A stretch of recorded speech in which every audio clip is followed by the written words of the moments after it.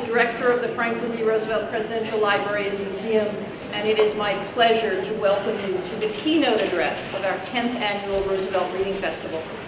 When FDR dedicated the Roosevelt Library in 1941, he declared its purpose to be to bring together people so to learn from the past that they can gain in judgment in creating the future.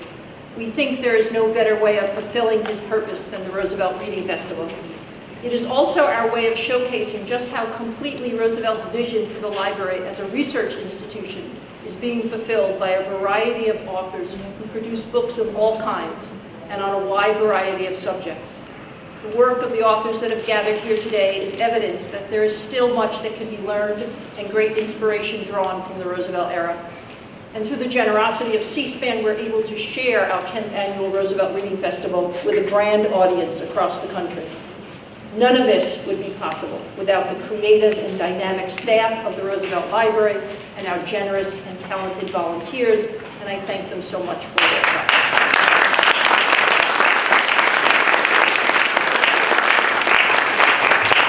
We have just finished a major building renovation, updating the Roosevelt Library, the first presidential library and the only one used by a sitting president. Through the generosity of our nonprofit partner, the Roosevelt Institute, we installed a completely new, comprehensive, and interactive permanent museum exhibit, which opened on June 30th to rave reviews. It is an exciting time for the Roosevelt Library as we bring a new deal to a new generation.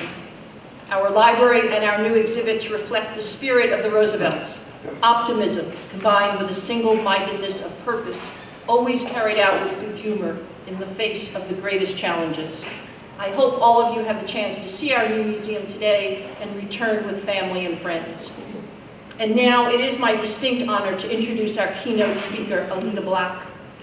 Allida is first my very dear friend and a true friend and supporter of the Roosevelt Library. I met her many years ago in the research room of the library, where I was pushing book trucks full of document boxes for researchers, and she was a poor graduate student with a tremendous work ethic and a vision of Mrs. Roosevelt that went far beyond all others. We may have aged a bit, not too much, but I assure you Allida's work ethic and her amazing knowledge and enthusiasm for Eleanor Roosevelt has continued to grow. She coordinated the effort to reissue Eleanor Roosevelt's 1963 book, Tomorrow Is Now, for which she wrote the introduction. She is a preeminent Eleanor Roosevelt historian and the author of Casting Her Own Shadow, Eleanor Roosevelt and the Shaping of Post-War Liberalism, and Courage in a Dangerous World, the political writings of Eleanor Roosevelt. She serves as founding editor and editorial advisory board chair of the Eleanor Roosevelt Papers, a project designed to preserve, teach, and apply Eleanor Roosevelt's writings and discussions of human rights and democratic politics. Black also serves as the consultant to the Women's Division of the United Nations High Commission for Human Rights. She has written many books, as well as a variety of articles on women, politics, and human rights policy. Allida will take questions after her talk. You'll all queue up at the microphone, and then she'll be available for signing books in our museum store. Ladies and gentlemen, please welcome my friend, Allida Black.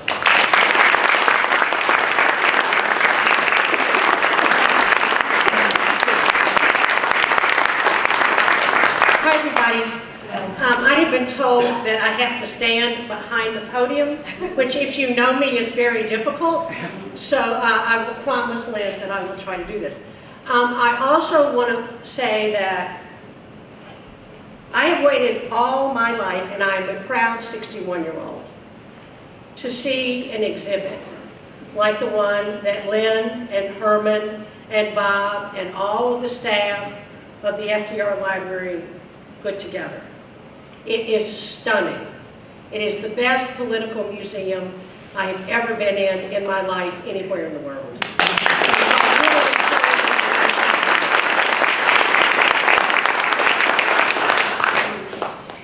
My job here is to be the wrap-up, which in Allida speak is to insert Eleanor into every conversation that happened in every room, whether she was either put as a one-dimensional person who didn't do anything, didn't know how to read FDR, or in fact only was some liberal gadfly with no political sense whatsoever.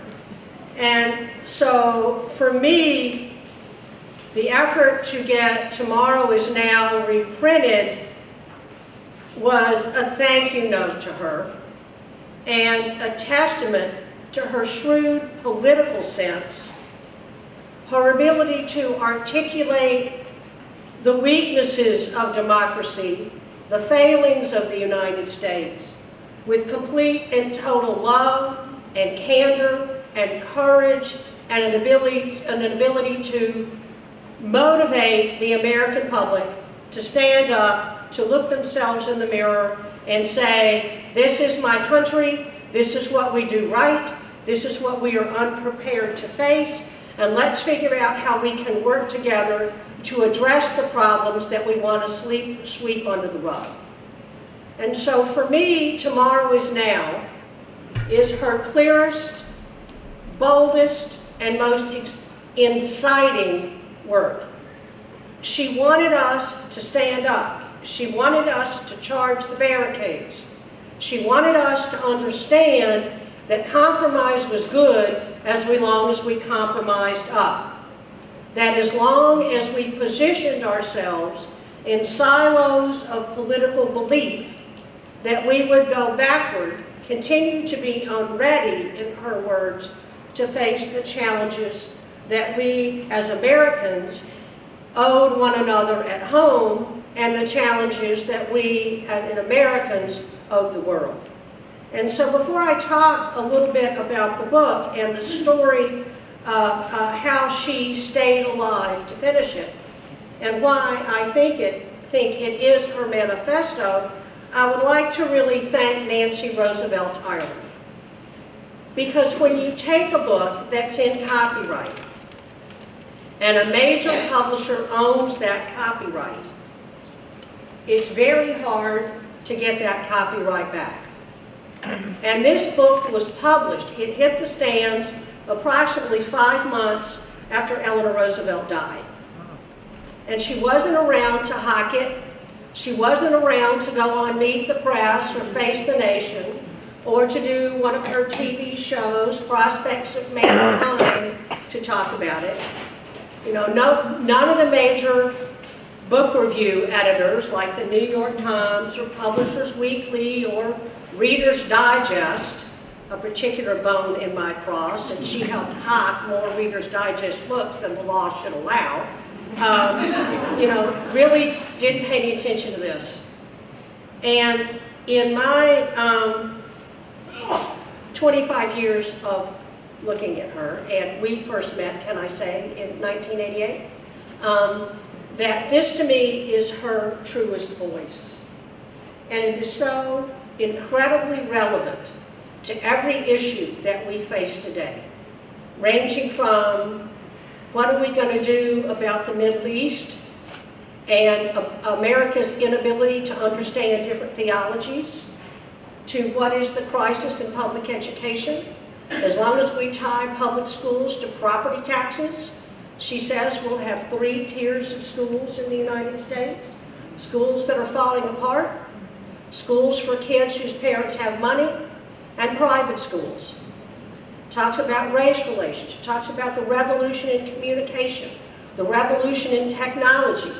What are we going to do when the Cold War is over? What about the social revolution? Not just the issues of race and gender, but the issues of ethnicity. How are we going to figure out to look at ourselves as people rather than as cardboard stereotypes of different populations that we have embedded in our brain? And so I went to Nancy and I said to her, Nancy, I really love this book. And nobody read it, and grandmother stayed alive to finish it. And so I think that we have to go to the publisher, really plead with the publisher to give us the copyright back so that we can in fact reissue this in a way that Americans of moderate means can benefit from it. And Nancy immediately said yes. And for that I am eternally grateful. Because then I went to President Clinton and I said, you know, Mr. President, you know I love this book. Will you read it? I want you to rewrite the introduction. He looked at me without, it didn't take 3 seconds. He said, Allida, I've read the book, when do you want the introduction? And President Clinton cared so much about this book that he himself went through 5 drafts of his foreword. So this is not something that he just stood in a corner and dictated to people. I say that to you because I want you to understand how important we think it is to get Eleanor's voice back into the conversation. As he said in his introduction, in bold, blunt prose, the greatest First Lady in American history traces the country's struggle to embrace democracy and presents her declaration against fear, timidity, complacency, and national arrogance. I couldn't have said it more myself. And so her bold insistence in labeling political leaders, in labeling different organizations, in addressing FDR's successes, FDR's shortcomings, as well as her own, and the state of both parties in the United States, it is her political manifesto. And so what tomorrow is now means to me is a window into her heart and a window into her spine. Why do I say this, and why am I making such sweeping generalizations? Eleanor Roosevelt was dying when she wrote this book. She battled 102 and 103 fever. There were times she was too weak to hold a pencil or a pen to write. She certainly couldn't type. Many times during that period, she had to sip her food through a straw. She dictated the book to a woman whose name was Eleanor Denniston, and sometimes her voice would go so hoarse that she would have to whisper across the table. And she would apologize to her colleague for having to talk so low. There were times she had to interrupt what she wanted to write because she was bleeding from the back of the throat and could not continue her point.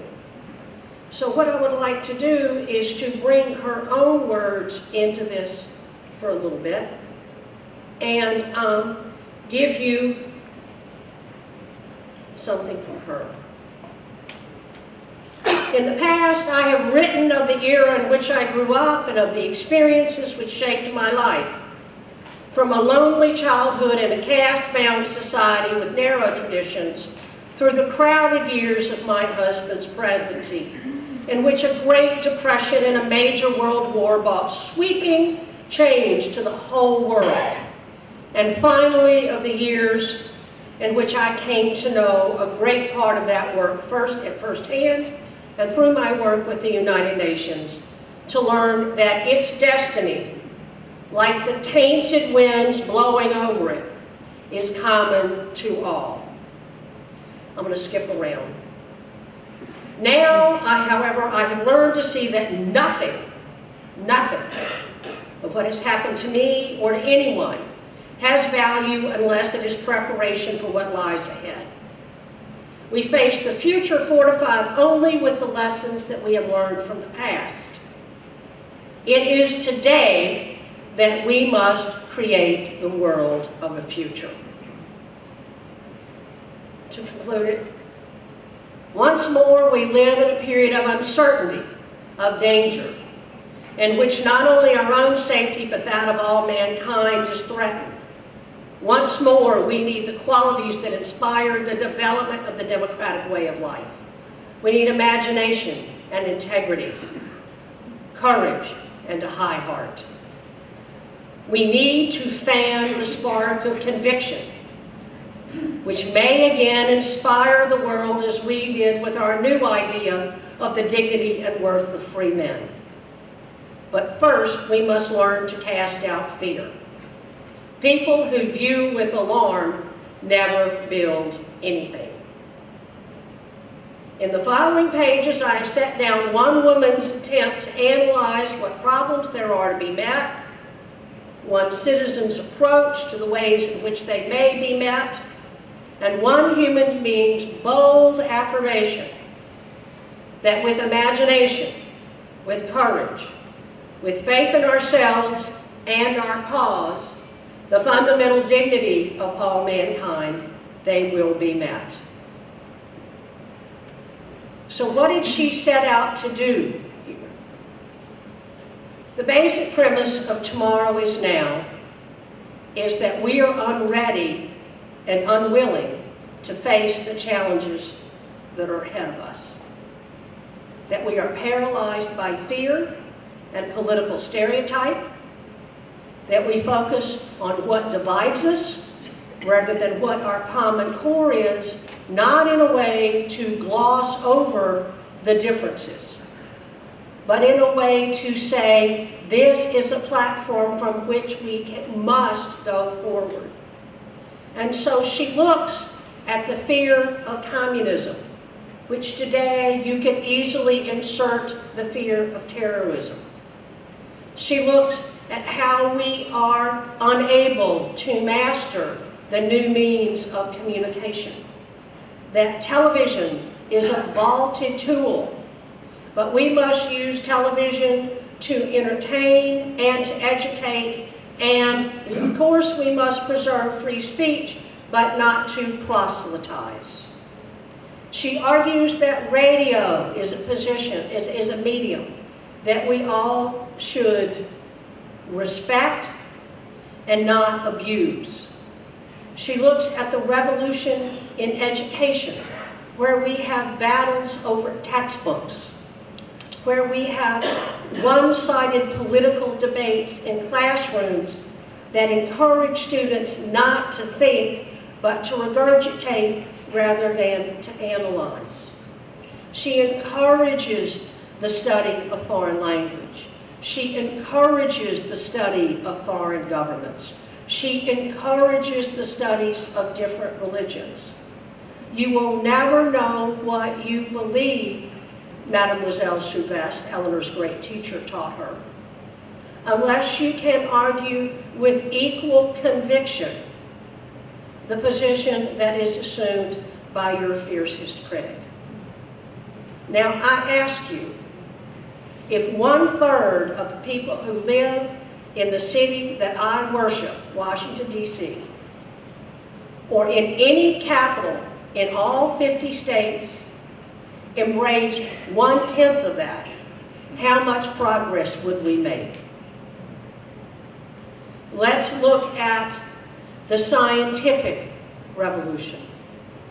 Eleanor argues that there is a constantly evolving science that will change the way that we live, that will make, and this, she wrote this in 1962, that will make 1984 look like a comic book.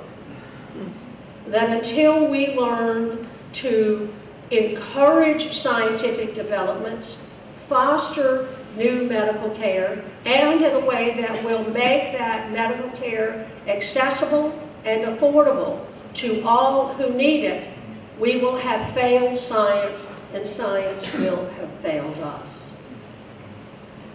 And so she argues that we have an extraordinary history, and that we are beginning to face our shortcomings in our history.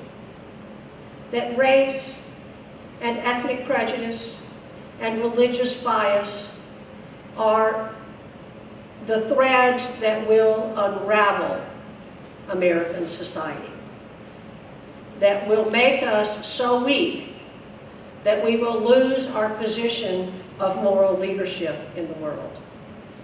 She talks about being a custodian of the environment and what that means in terms of development and wages. She talks about international trade and the battle for the living wage.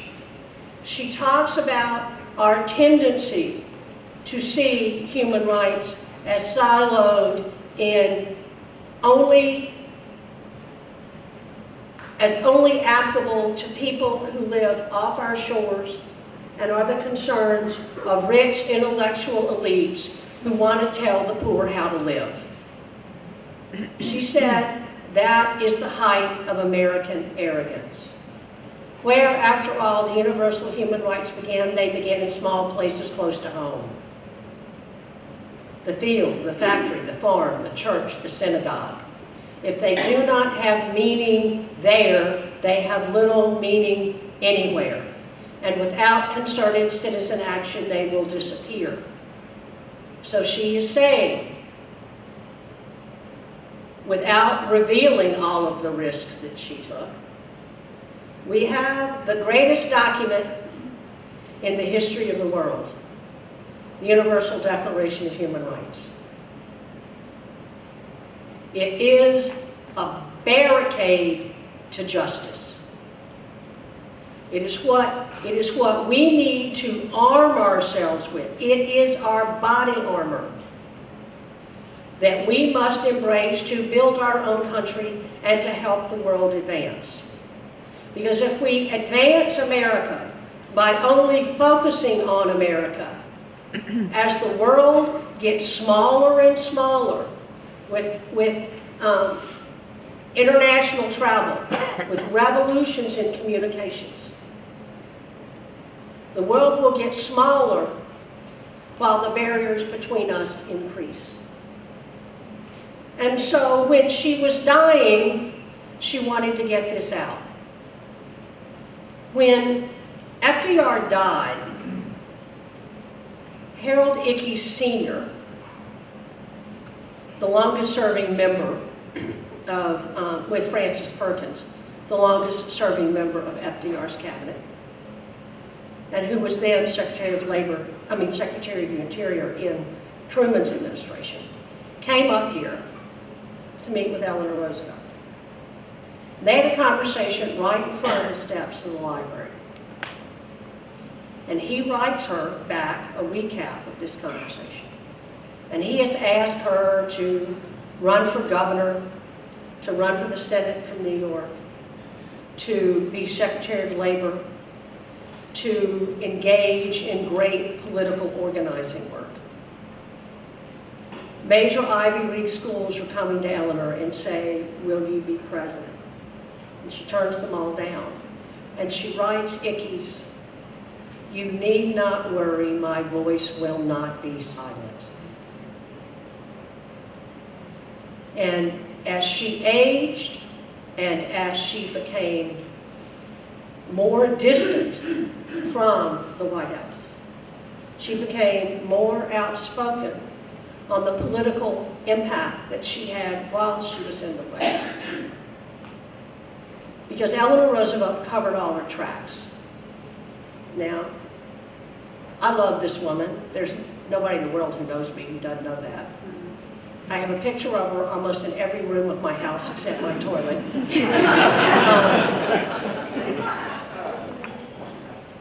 And she's not a saint, but she is a fierce patriot and a battle-scarred political warrior who understood politics and played it deftly and denied that she had any influence whatsoever.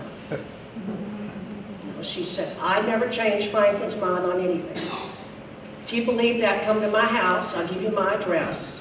I'll pull out 4 drawers of files, of documents, many of which are from here. Others are for 263 archives in 50 nations all around the world, to tell you the role that Eleanor had in military policy, in economic policy, how she lost the fight to have health care be the 4th prong of Social Security, the fights that she had with Harry Hopkins over race, the fights that she had with FDR and Attorney General Biddle over internment, the work she did behind the scenes unsuccessfully to get Assistant Secretary of State oh God, I just blocked it. I'm losing it. visas in the State Department. Breckenridge Law. The work she did behind the scenes, the meetings that she had with FDR, the fight she had with party leaders to get Breckenridge Law fired. I can tell you the memories that she had when she went to the camps. She didn't want to go to the camps after the camps were liberated, but the Army wanted her to go. She goes through and she says, when will our consciences grow so tender that we will act to prevent human misery rather than avenge it? So by the time she's dying, she's mad. She loves this country, and she's tired of timid politicians. She believes that politics is an honorable and noble calling. She's fed up with Jack Kennedy. She browbeat him to death to set up the President's Commission on the Status of Women. You know, he takes credit for the Peace Corps. You know, when Eleanor is trying to talk about the Peace Corps and sends material to him, you know, sending all this material about how this would really be good. She feels like the country has lost its way. At the time, right before she begins this book, there's a young man whose name is Weldon Rogo, who is 15 years old. He's African American, and he's standing in front of the Woolworths in Alabama. He's out there for less than 45 seconds when he is arrested for handing a leaflet. He's taken to jail. He's not charged with the crime. He's not allowed to see an attorney, and he doesn't appear before a judge. He is beaten so severely that his jaw is wired shut, and he has to have pins inserted in his wrist. She comes down to Washington with 103 fever to go into the community room of the Washington Post, because the NAACP and CORE, the Congress of Racial Equality, have asked her to chair a special hearing on the Freedom Rides. It's the only time in almost 30 years worth of work on Eleanor Roosevelt that I can find that she loses her temper in public.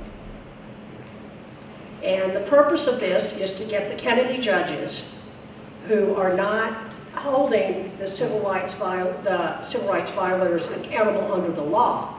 That doesn't mean they're not doing anything. Don't interpret that as a lackadaisical approach. I'm saying that they're not holding them legally liable. She leaves here at 11 o'clock at night. Her chauffeur, Tubby, drives her all the way down into Washington. And when Weldon Rogo comes on the stand to testify, some of the Attorney General's staff and the Civil Rights Division staff are sitting right there, some of whom are friends that she's worked with most of her life. And one of them stands up to say they should go into a special session. And Eleanor says, "Sit down, Professor. I didn't come here to equivocate. I have it on tape." She comes back enraged by that experience. And she writes in Tomorrow Is Now, "Did not we learn anything from the war? This is what the Nazis did to the Jews." She is mad, but she will not let go of her belief in the country. And so this book is a declaration as powerful as the Universal Declaration of Human Rights that says that America was born in a vision. And that vision wasn't perfect. We had to tweak it all the way. And a lot of times we got it right, and a lot of times we really screwed it up. But it's continually marching forward. And yet, in the early 60s, we had succumbed to excessive fear. Not hysteria, but complacency that fear gives us. that says, oh, we can't change that. Or if we do this, somebody's going to come get us. Democracy is about growth. Human rights are about political and civil rights. They're about social and economic and cultural rights. They are about the right to food, the right to shelter, the right to an income, the right to go to school, the right to dream and to dare. Eleanor Roosevelt says that if people go to bed hungry every night and they don't have a place to live, how can they dream? And if they dream, democracy fades. And if democracy fades, how can we advance our nation and how can we advance the values that we cherish? And this is her summation. Long ago, there was a noble word, liberal, which derived from the word free. Now a strange thing has happened to that word. A man named Hitler made it a term of abuse, a matter of suspicion, because those who were not with him were against him. And liberals had no use for Hitler. And then another man named McCarthy cast the same opprobrium on the word. Indeed, there was a time, a short but dismaying time, when many Americans began to distrust the word which derived from the word free. One thing we must all do, we must cherish and honor the word free, or it will cease to apply to us. And that would be an inconceivable situation. This I know. This I believe with all my heart.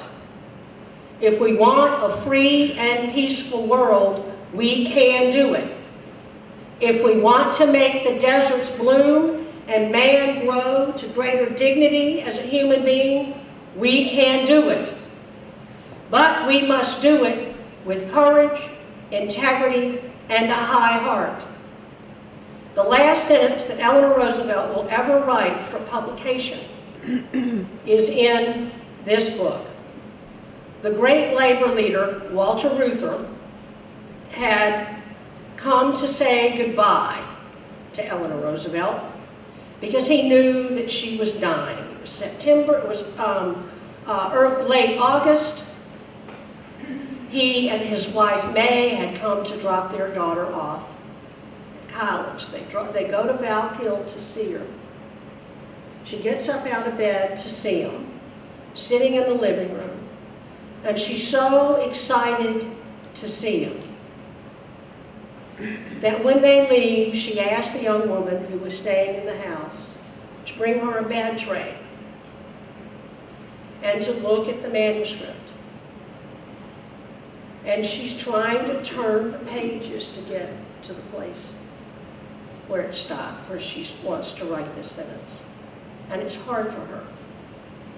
And she finally gets there, and she writes this with almost illegible handwriting, which is the mantra of her life.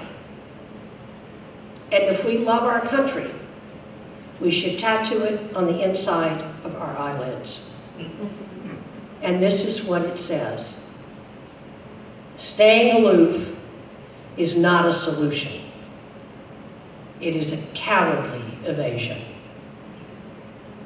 Eleanor Roosevelt battled nausea, diarrhea, great fatigues, blood dripping down the back of her throat to write this book. It is her clarion call and her love letter to the American people.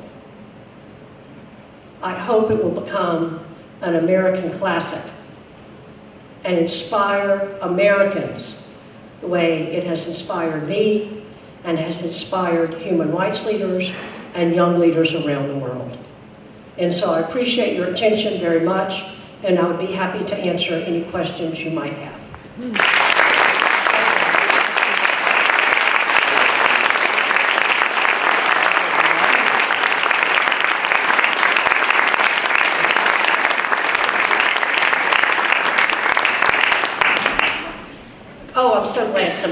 know me ask the first question.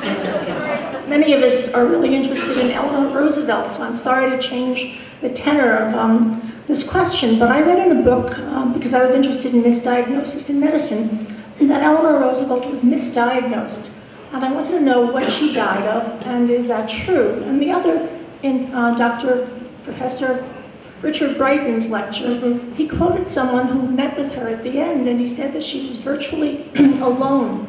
Was she alienated from her children? Did anyone care about her at the end, etc.?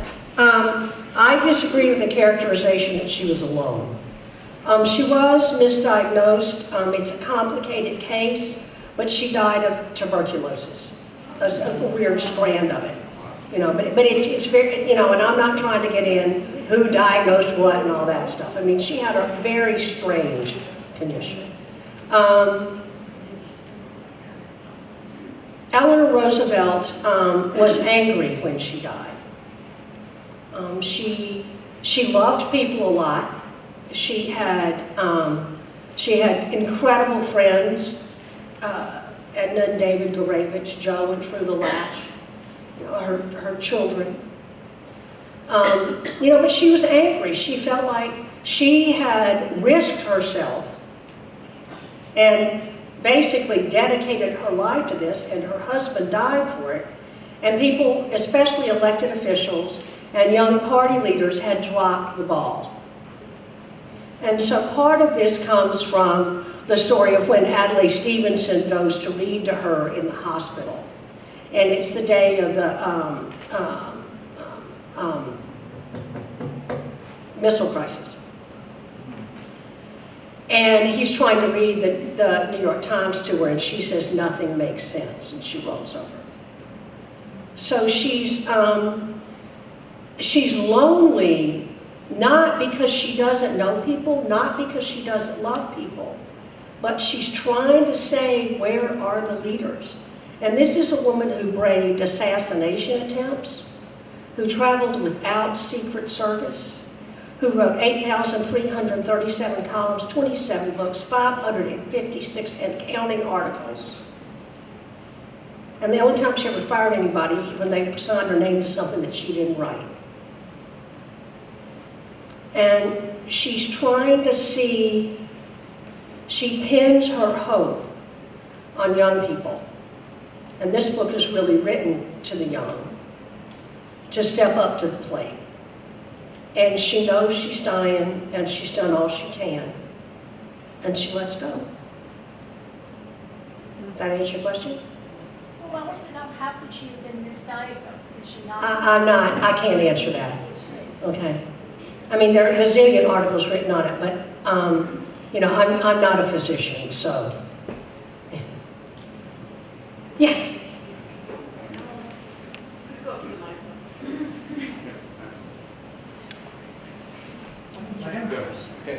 Oh, hey, Herb, sorry, I didn't see you. Allida, if you could ask Franklin Delano Roosevelt one question, what would you ask him, and what do you think his answer would be? Same question for Eleanor Roosevelt.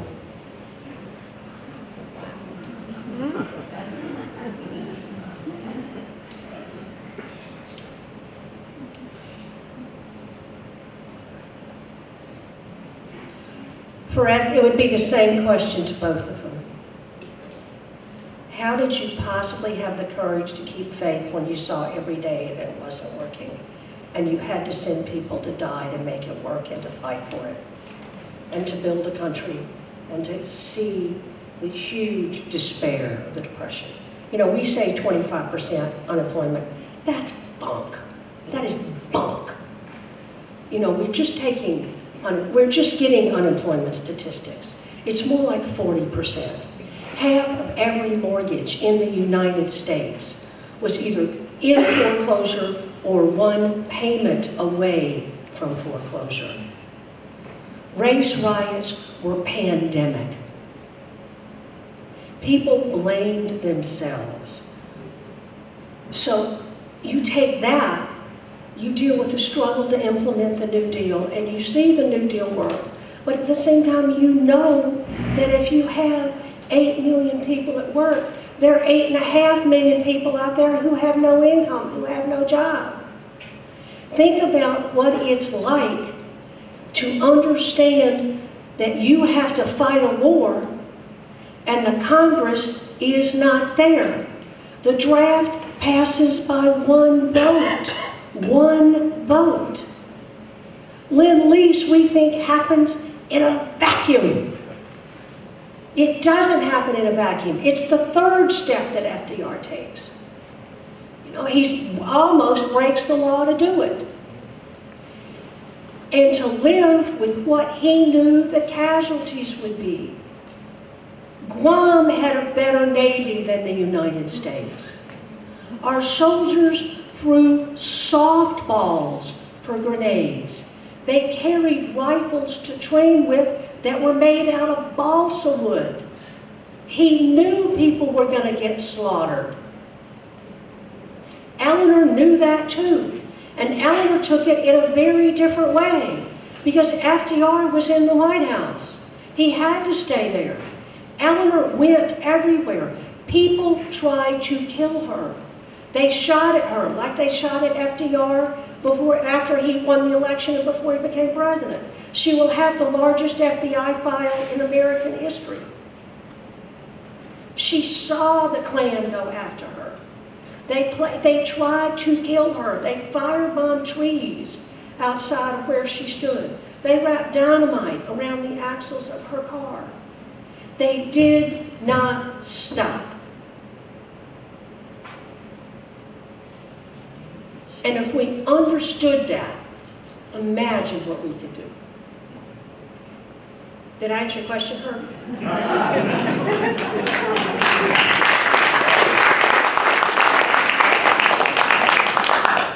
David, who wrote a great book on Harry Hopkins. Yeah. Yeah, he had his fights with Eleanor and his disappointments. I just wondered whether you would be willing to talk a little bit about Eleanor's, whether there could be anybody in today's world that can have the kind of courage, political courage, that Eleanor has, and whether you see it. I mean, what the hope is today that would carry on her legacy. It's in the book. Can I read it? What? Can I read it? It's in the book. Can I read it? Yeah. What? Would you like that? Yeah. As for the dedication, Hillary Rodham Clinton and Milan Verveer are the leaders of my lifetime. They give me courage, determination, strength, skill, grit, and laughter. All the things that we need to change the world.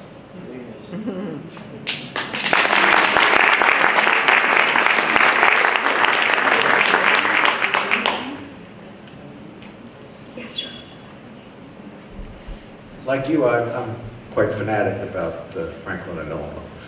And a revelation came to me recently in many of the dozens of conversations I've had.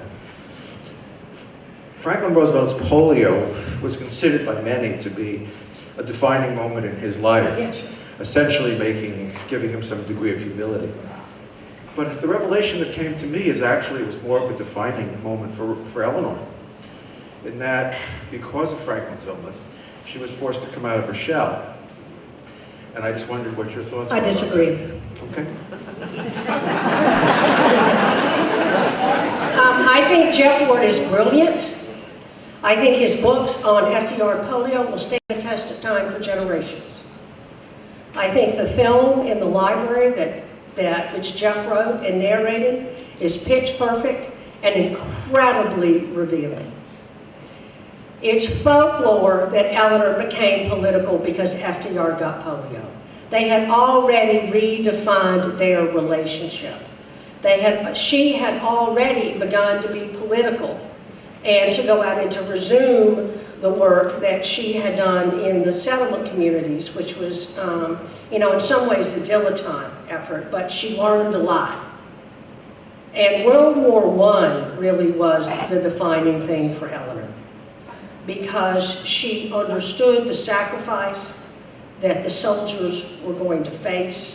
She defied convention to rebel against proper behavior, to have conversations with, feed, and give comfort to men that she did not know as they left trains in a dirty, very soot-laden, hot, filthy Union Station.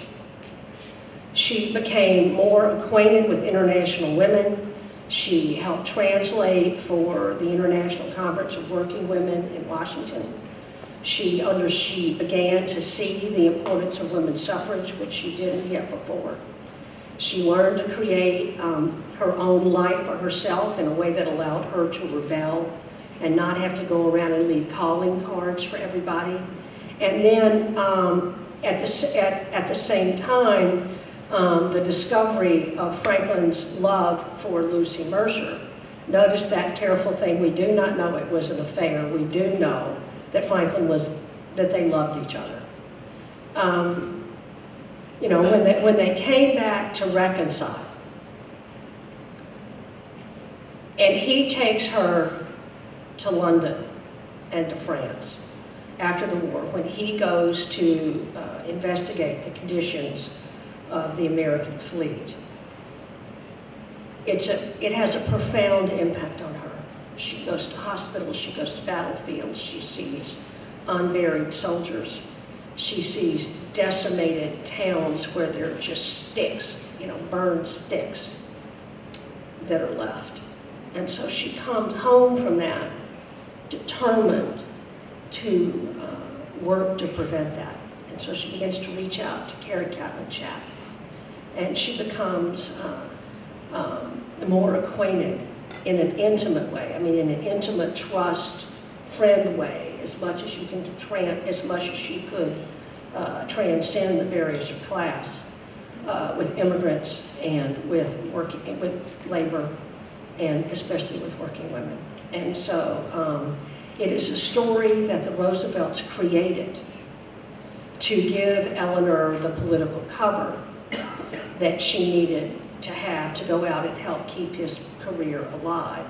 Now, did his polio change her? Absolutely.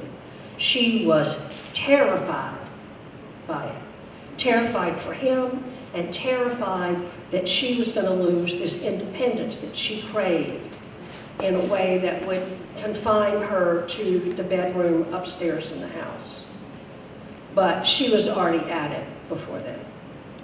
Okay. Yes? Hi, good afternoon.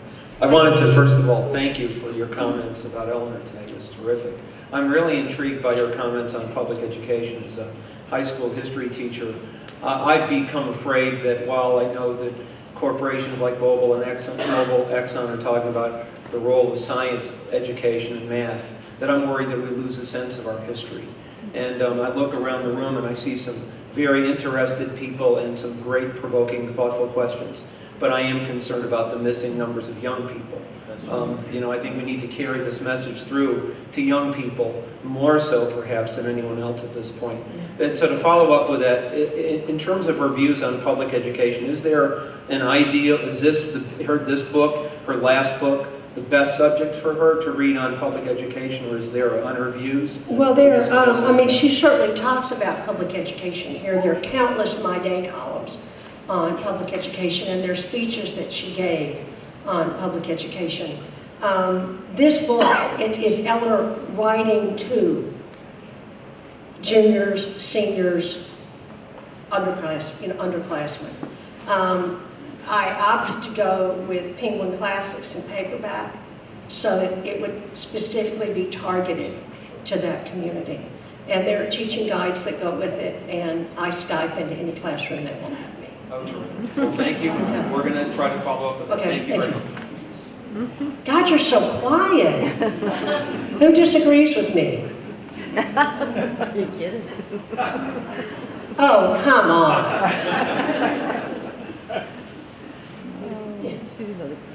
I feel like the Nancy Grace question is that I have a circle of friends who are crazy about Eleanor Roosevelt, and we try to imagine in lots of aspects of her life. That doesn't mean she's perfect. I'm crazy about her too. No, in the new show in the museum, I've only seen half of it, but I was delighted by the fact that somewhere it says that FDR found her beautiful. Now, Yeah, she's gorgeous. well, I can see how. I mean, look at this. Does this woman look ugly to you? Go in there and look at her wedding picture. Look at her high school portrait. I mean, this woman had strawberry blonde / reddish hair, piercing blue eyes, and ugly teeth. Okay? I mean, and you know, we do so much in this country to physically disparage people, whether they are female or male, if we don't like them. They've got beer guts, they're bald, we don't like their glasses, we don't like their lipstick, we don't like the clothes they wear. I mean, we've got to be able, you know, to go back to that old adage of judging a person by the content of their character. And part of, I mean, Eleanor did magazine spreads for Vogue. I mean, you know, do I hate the hairnet? Yes, I hate the hairnet. Is there a ground rule in every illustration that I picked for all of the gazillion books that I've done on Eleanor? No hairnet pictures.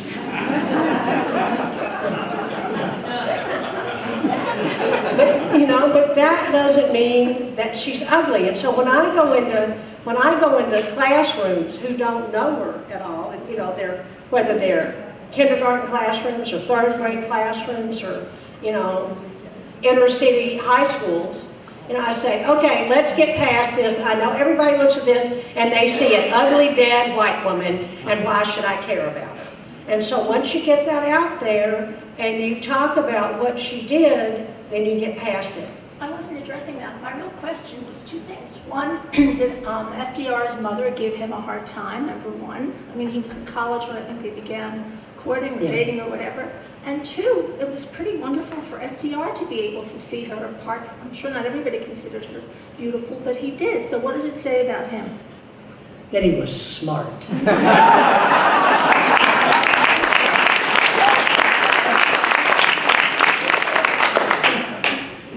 Anybody else?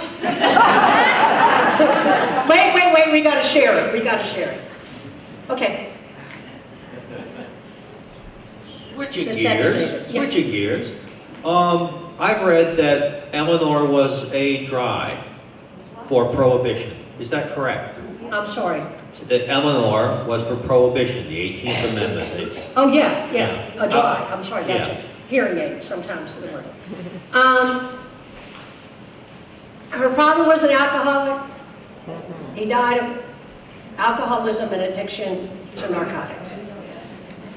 Her brother, her beloved brother Hall, was an alcoholic. She was not a fan of alcohol. As the daughter of an alcoholic, I get that. Does that mean that Eleanor wanted, did Eleanor try to change FDR's mind on this? No. Did Eleanor have alcohol served in the White House? Yes. As Maureen Beasley told before anybody else did, her first press conference was, you know, she was the first person to announce that the White House was going to serve 3.2% beer. So, what she is and she drank. I mean, she loved a Dubonnet. It's sort of scary what you know about people. But she was painfully, personally aware of how alcohol could exacerbate human frailties.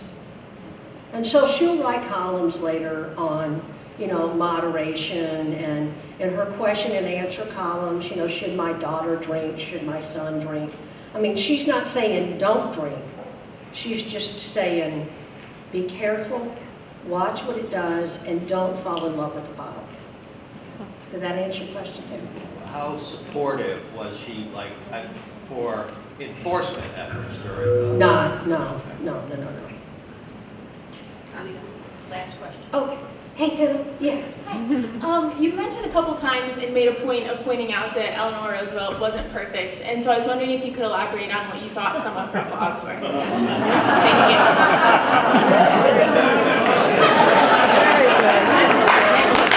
you. You know, you were supposed to be my friend.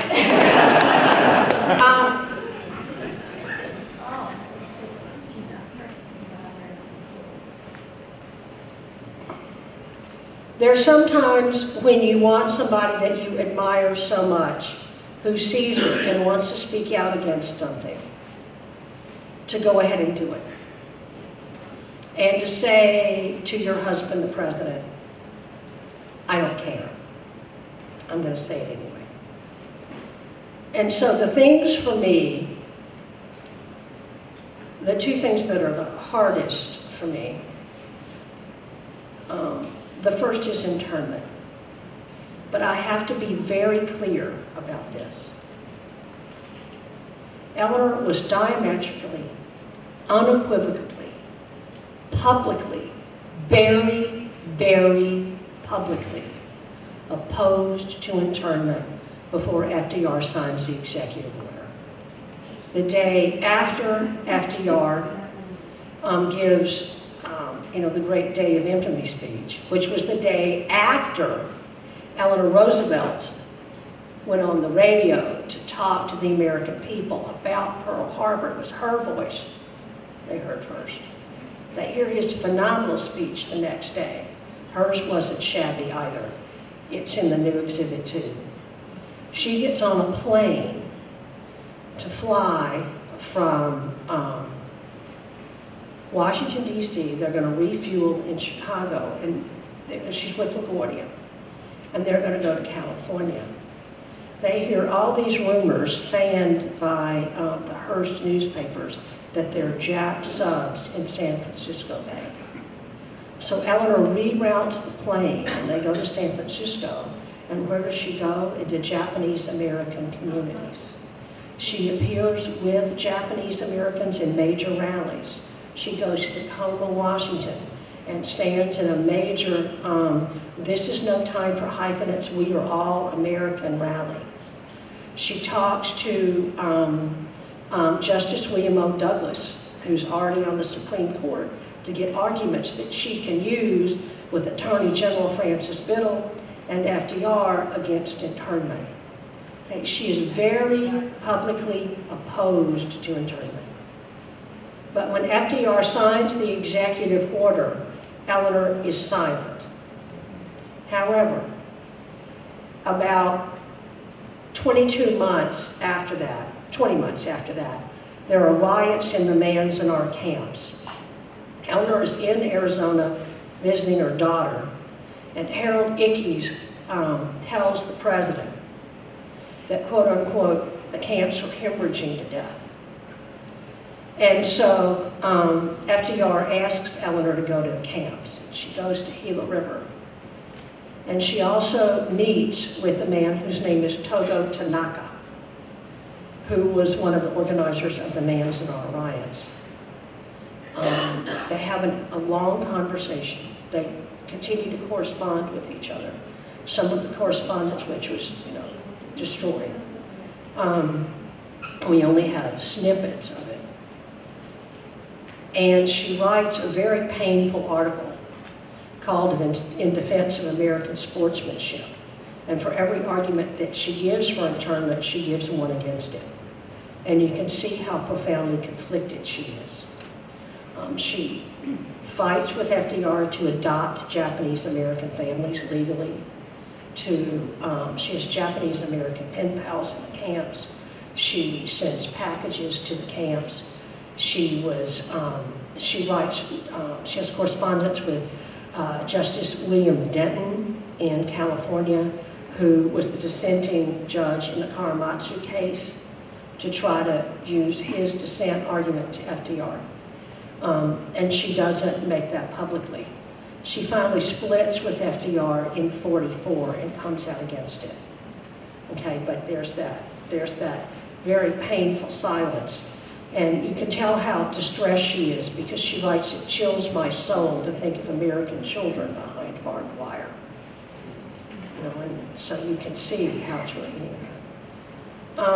The second thing is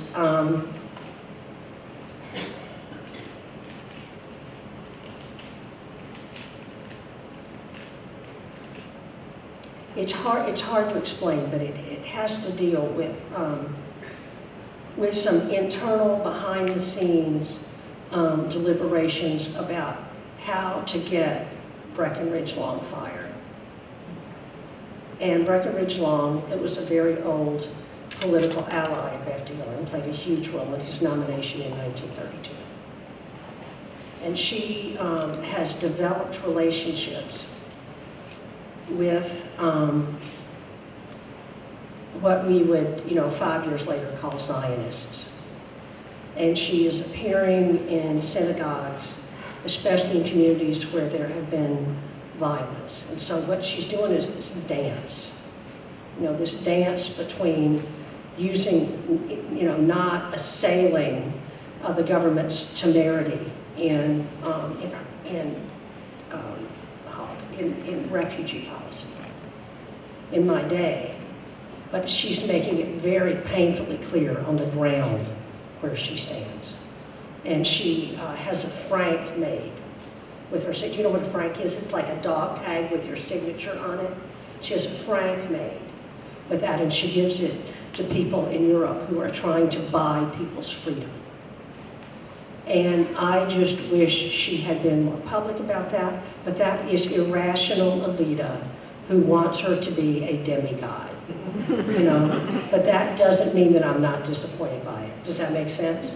Okay, thank you all very much.